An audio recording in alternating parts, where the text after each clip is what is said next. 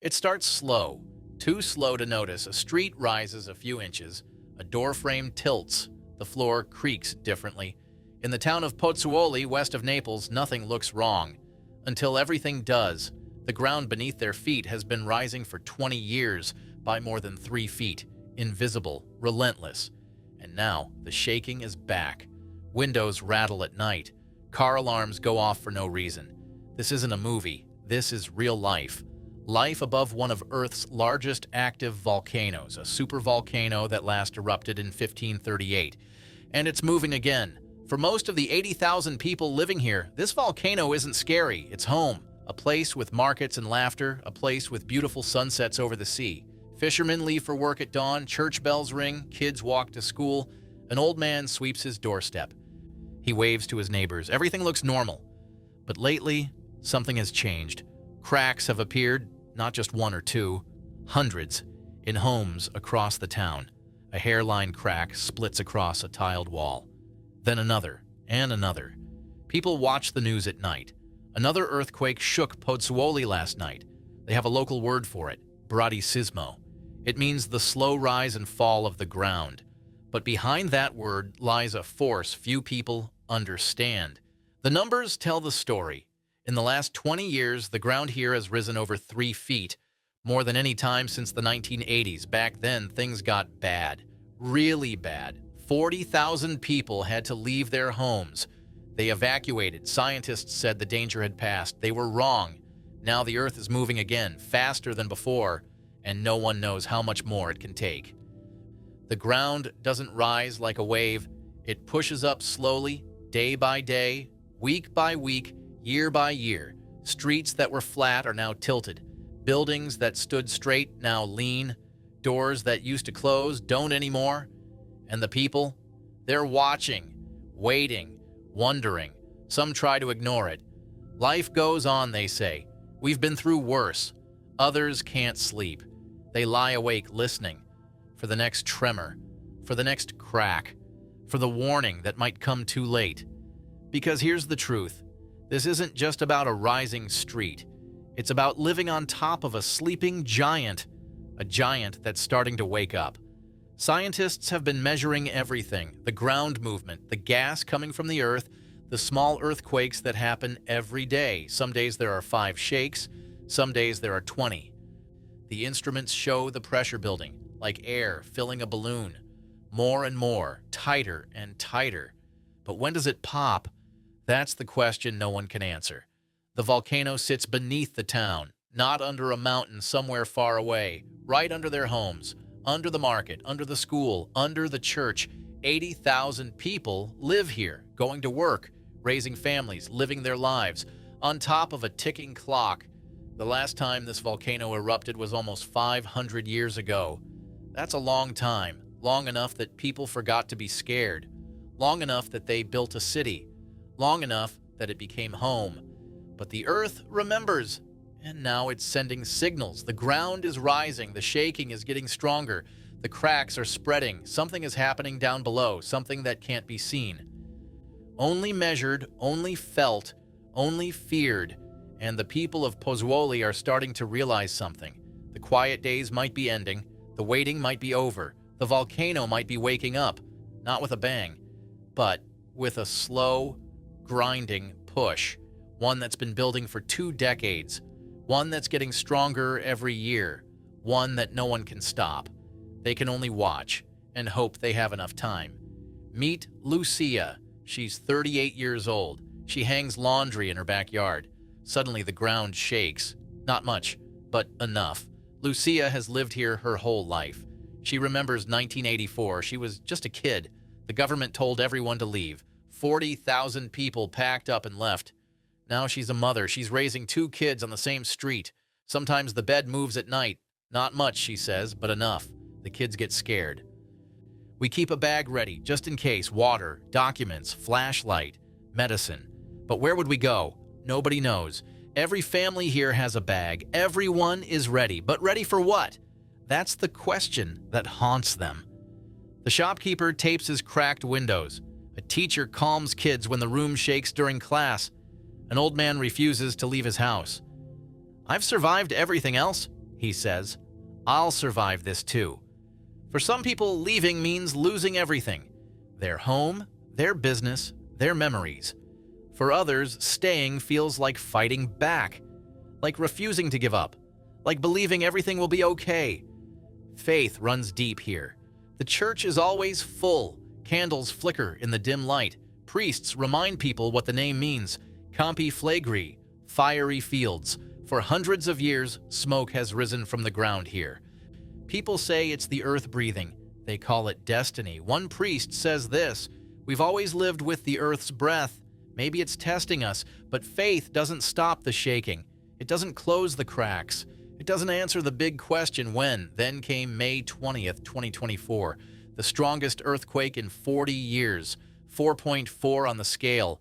Walls cracked, buildings swayed. People ran into the streets. Dozens had to leave their homes that night. The government said it was normal ground movement. Nothing to worry about. The locals didn't believe it. This wasn't normal. This was a warning. Since that night, the tremors haven't stopped. 5 in one day, 10 the next, sometimes 20. Small ones, medium ones, each one a reminder. You're not safe here. Lucia talks about the fear. You get used to it, she says, then you don't. You think you can handle it. Then one night you can't sleep. You hear every sound, every creak, every shift. You wonder if this is the one, the big one, the one that changes everything.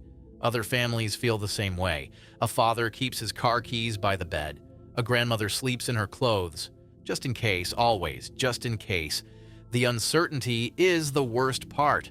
Not knowing, not having answers, just waiting.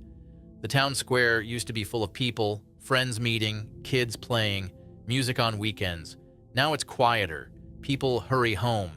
They don't linger, they don't relax, because relaxing feels dangerous, like forgetting, like pretending everything is fine, when it's not. The cracks in the walls tell the truth. The tilted door frames tell the truth. The bags packed by the door tell the truth. This town is living on borrowed time. And everyone knows it. But what can they do? Leave. Where would they go? Stay and risk everything? So they choose something in between. They stay, but they're ready. They live, but they're scared. They hope, but they prepare, because living here means living with fear. Every single day. Fear that's become normal. Fear that's become part of life. Fear that never really goes away. It just sits there in the background, in the cracks, in the shaking, in the waiting. And the people of Pozzuoli keep going, because what else can they do? They hang their laundry, they go to work, they send their kids to school, they pray in church, they tape their windows, they pack their bags, and they wait for the next tremor, for the next crack, for the next warning, for the answer to the question that haunts them every night. When? Now we need to understand what's really happening. Under their feet, under their homes, under the entire town. Dr. Silvia Massaro has been studying this volcano for 15 years. She works in a lab in Naples. She looks at data every single day. The numbers tell a story, a scary story. The ground isn't rising because hot rock is pushing up. It's rising because of gas and water trapped beneath a cracked lid. Think of it like this. Imagine a pot of boiling water. The lid starts to rattle. Steam wants to escape. Pressure builds. The lid lifts. That's what's happening here, except the pot is underground, and the lid is the town. Campi Flegrei is not a mountain. It's a giant hole, a collapsed supervolcano. The last time it blew up was huge. It changed the weather around the world. Now it's waking up again. The pressure is building right under the town center, not off in the distance, not under the ocean, right under people's homes. In 2025, scientists used new technology, computer mapping. They found something new, a ring fault, a crack in the earth, a path for gas to escape, or for an eruption to happen. Nobody knows which. Scientists don't agree on what happens next. Some say the pressure will release slowly, little by little, like air leaking from a tire. Others aren't so sure. They say it's more dangerous than that. Dr. Massaro uses this comparison. It's like blowing air into a balloon that's already been stretched too many times. One more push could make it pop. And the balloon is a city. That's the terrifying part. Scientists have all this information. They measure everything: ground movement, gas levels, earthquake depth, temperature changes. They write reports. Hundreds of pages. They send them to the government. The government reads them, then issues statements. Everything is under control. No immediate danger. Stay calm. But the message gets lost. Scientists say one thing, the government says another, and the people, they don't know what to believe. At town hall meetings, people shout questions. When should we leave? Where should we go? What's the plan? Officials give vague answers. We're monitoring the situation. We have evacuation routes. Everything is prepared. But is it? One resident yells out. They tell us not to worry, but the ground keeps moving. My wall collapsed yesterday. How is that under control? Nobody has a good answer, because here's the truth. Science can explain what's happening. It can measure the pressure, track the movement, predict patterns, but it can't predict the exact moment. It can't say when or if or how big. All it can say is maybe, possibly, could be, might happen. And that's not enough. Not for people who need to decide. Stay or go, trust or fear, believe or doubt. The data shows danger. The government says calm down. The scientists say be ready. And the people are stuck in the middle, trying to live normal lives, while the ground literally moves beneath them. The instruments keep recording every shake, every rise, every change. The numbers go up, the pressure builds, the ground lifts higher, and still no one can answer the big question. Will this volcano erupt? Some scientists say probably not. The pressure might release slowly over years or decades. Others say maybe, if the pressure keeps building, if the cracks keep spreading. If something triggers it, then yes, it could erupt. And if it does, that's when the conversation stops, because no one wants to say what happens then to 80,000 people living on top of a waking volcano with nowhere to go and not enough time to get there. The data is clear, the danger is real, the pressure is building, but the answers, those are still buried deep underground, where the volcano waits, and the people above can only watch the numbers and hope they don't run out of time. Now things get worse. The government holds a press conference. A spokesperson stands at the podium, reading from a prepared statement. There is no immediate risk of eruption. The situation is under control. Citizens should remain calm. The camera cuts to the street. A woman is yelling, "Under control? My wall collapsed. My neighbor's house is cracked in half. How is that under control?" This is the breaking point, where panic meets government response and nothing matches up. Evacuation plans exist on paper. Routes are marked on maps, shelters are named, but few people know the details and fewer believe they'll actually work. The streets of Pozzuoli are narrow, really narrow. Built hundreds of years ago, cars barely fit. Now imagine trying to evacuate 80,000 people through these tiny streets all at once. The mayor says it clearly. We cannot move 500,000 people overnight. That's including all the surrounding areas. 500,000 people. On roads that can barely handle normal traffic, it's not possible. And everyone knows it, so what's the plan? Nobody seems to know. Or if they know, they're not saying. Let's look back at 1984. Black and white footage. Buses lined up, people carrying suitcases, kids crying. 40,000 people evacuated. They thought it was temporary. A few weeks, maybe. Then they could return. Many never did. The government moved them to other towns, other regions, gave them apartments, told them it was safer. Years passed. The danger seemed to fade. Some tried to return, but their homes were gone, torn down, or given to others, or just abandoned. One old resident remembers, "They called us alarmists then, told us we were overreacting. Now they call us anxious. But what if we were just early? What if the danger never left? What if it was just sleeping?" Fast forward to late 2025. The ground movement speeds up. Several earthquakes in one night. Gas coming from the ground increases. Scientists move their instruments closer. They need better data. Emergency vehicles line the streets. The atmosphere is tense. For many people, this feels familiar, like 1984 all over again, but worse, because now there are twice as many people. The city has grown, buildings are taller, roads are more crowded, and the volcano is more active. Parents start keeping kids home from school. Too dangerous, they say. What if it happens during class? What if we can't get to them? A shopkeeper closes his store, for good. He's had enough. "I can't live like this anymore," he says, every day wondering if today's the day. "I'm leaving. A researcher checks the seismograph at midnight. "Can't sleep anyway," she says. "Might as well watch the data." The breaking point isn't just about the volcano. It's about people. People reaching their limit of fear, of uncertainty, of waiting. The whole community is balanced between two worlds. One world is normal life, going to work, making dinner, watching TV. The other world is constant fear, bags packed, car ready, ears listening for the next shake. And living in both worlds at once is breaking them. Every tremor feels like a countdown. 10, 9, 8. But they never know what number comes next or when zero arrives. The government keeps saying everything is fine. Scientists keep saying be prepared. The people keep feeling trapped between staying and leaving, between trusting and fearing, between hope and despair. And through it all, the ground keeps moving. The pressure keeps building. The cracks keep spreading. Night comes to Pozzuoli. The city lights twinkle. From far away, it looks peaceful, beautiful even.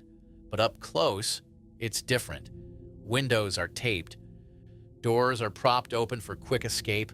Bags sit by beds, car keys on nightstands. People lie awake, listening, waiting, wondering. Is tonight the night? Will tomorrow be different? When will this end? But even in all this fear, something else exists. Resilience. The human ability to adapt, to keep going, to endure.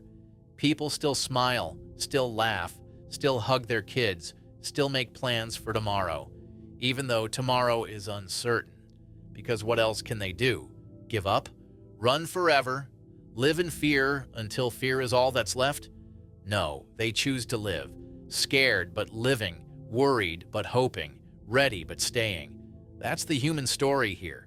Not just about a volcano, but about people refusing to let fear win. Even when fear has every reason to. Weeks have passed. The tremors continue. Smaller now, but constant. Like a heartbeat. Always there, reminding everyone. Life goes on, half paused, half normal. Lucia sits with her kids, candles flicker on the table. Another power outage. They happen more often now. She speaks softly. I just want to know when it ends. The waiting is worse than the shaking. That's the truth. The waiting. Not knowing, never knowing. Dr. Massaro is back in her lab, looking at new data. Someone asks her the question, when will it erupt? She answers honestly. Campi Flegrei might not erupt this year, or even this decade, but we are in a phase of instability, and that can last a lifetime. Instability, that word fits everything. The volcano, the ground, the people, their lives, all of it unstable, all of it uncertain, all of it waiting. The sun rises over Pozzuoli, golden light on the water. The bay looks beautiful, peaceful, like nothing is wrong. Humans have always built homes in dangerous places, near rivers that flood, on cliffs that crumble, on faults that shake. We measure the risk, then call it hope. For the people of Campi Flegrei, home means something specific. It means living with the earth's breath under your feet, feeling it rise, hearing it rumble, knowing it could wake up, but staying anyway, because it's home. Let me ask you something. If the ground beneath you started to rise, slowly, invisibly, how long before you called it danger? A week? A year? A lifetime? For 80,000 people above this volcano, that question isn't pretend. It's real. It's daily. It's life. Scientists will keep measuring. The government will keep issuing statements. The people will keep packing bags, and the volcano will keep doing what it does. Rising, shaking, breathing, waiting. Nobody knows what comes next. Maybe the pressure releases slowly. Maybe it builds for another 100 years. Maybe nothing ever happens. Or maybe tomorrow, everything changes. That's the truth about living on a volcano. You don't control it. You don't predict it. You don't stop it. You just live with it and hope. Hope that today isn't the day. Hope that your kids are safe. Hope that the scientists are right. Hope that the government has a real plan. Hope that when the time comes, if it comes, you'll have enough warning, enough time, enough luck. The instruments keep recording, the ground keeps rising, the people keep living, and the question remains, when? That question echoes through every home, every street, every prayer. When will it erupt? When will it end? When can we stop being afraid? When can life go back to normal? But maybe this is normal now. Maybe normal is living with fear. Maybe normal is being ready. Maybe normal is never really knowing. The camera pulls back. High above the town, you can see the bay, the buildings, the streets, the people tiny below. And beneath it all, invisible, the volcano, waiting, just like them. Campi Flegrei remains under constant watch. The ground keeps rising, the people keep hoping, and somewhere deep below in the dark, hot earth, pressure builds, slowly, steadily, inevitably, and the only question that matters can't be answered. When?